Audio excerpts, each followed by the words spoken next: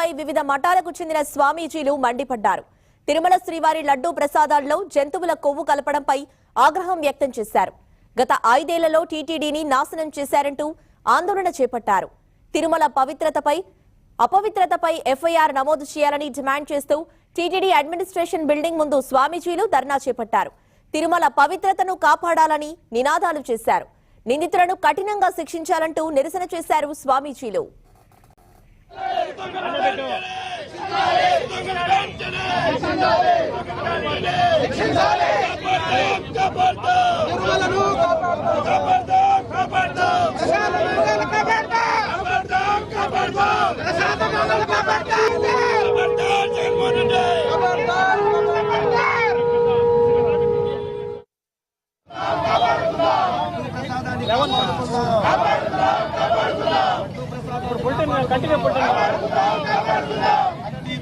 వెంటనే అరెస్ట్ చేయాలి.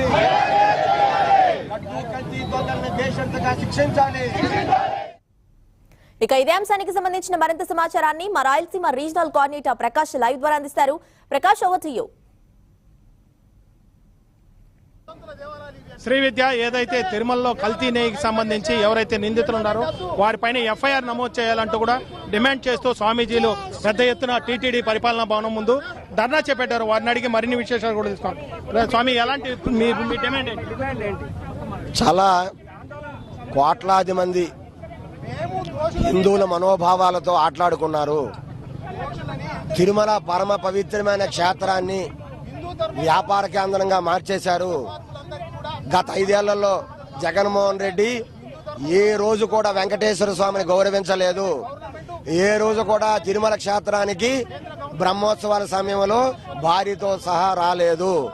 తిరుమల క్షేత్రంలో గత ప్రభుత్వ పాలకులు కుటుంబ సమేతంగా భార్య సమేతంగా వస్తే ఆ సాంప్రదాయాన్ని కించపరిచాడు జగన్మోహన్ రెడ్డి. అలాగే తిరుమల క్షేత్రంలో కనీసం అన్న ప్రసాదంలో కూడా పురుగులు పట్టిన అన్నాన్ని పెట్టి ఆ రోజు జరిగినటువంటి వేలాది మంది భక్తులందరూ కూడా down down Jagan, down down EO Subbareddy అని నినాదాలు చేయలేదా?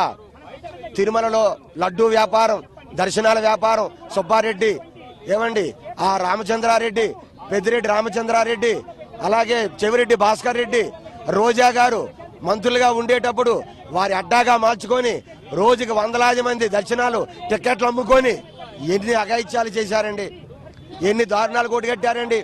చివరికి చంటి పిల్లలకు పాలు ఇవ్వలేక, చంటి పిల్ల తల్లులకి కనీసం ప్రసాదం ఇవ్వలేక అంత దీనస్థితిలోకి దిగజార్చేశారు వెంకటేశ్వర స్వామి దేవస్థానాన్ని. వీరి పాపాలు 1-2 కాదు, వేల తప్పులు. శిశుపాలుడు 100 తప్పులు చేసినట్టుగా వైసీపీ పాలు